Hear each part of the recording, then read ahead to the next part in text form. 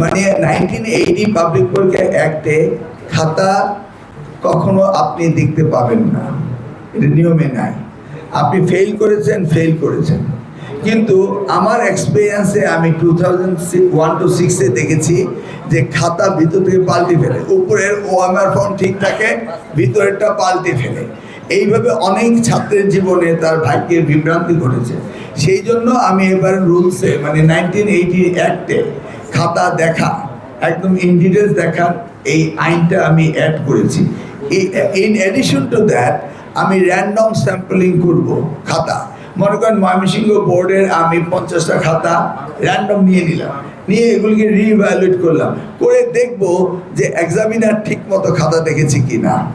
আমরা কিন্তু এক্সামিনারকে বলি নেই যে আপনার 10টা স্ট্রিম যদি থাকে একটা লেখার মধ্যে বা একটা সরলঙ্কের মধ্যে, লাস্টে আপনি ভুল করলেন, তার মানে আপনি 0 পাবেন না। 1980 অ্যাক্টের মধ্য দিয়ে আমার ডিজিটাল আইন ঢুকাতে হবে, ডিজিটাল ক্রাইম। তো ক্রাইম কি একা করে?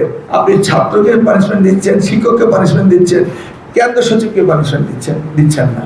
কেন্দ্রের বাথরুমে বেঞ্চের নিচে নকল ঢুকিয়ে রাখে, যদি এটা কে ঢুকিয়ে রাখে? নিশ্চয়ই অথরিটি ঢুকিয়ে রাখে, তাদেরকে দিতে হবে। এখন মনে করেন বাইরে থেকে আমাদের মন্ত্রী সাহেবদের, এমপি সাহেবদের লোকজনে মব অ্যাটাক করে, নকল সাপ্লাই, তাদেরকে আইনের আওতায় আনতে হবে, কাউকে ছাড়া যাবে না।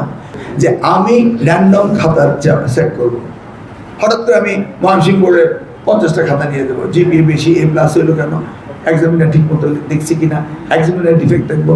মানে আমাদের তো চেক অ্যান্ড ব্যালেন্স থাকতে হবে। আমরা শুধু সমাজের লোকজন যদি শিক্ষার উন্নয়নের জন্য কাজ করি, সেই সাথে শিক্ষকরা তো করতে হবে।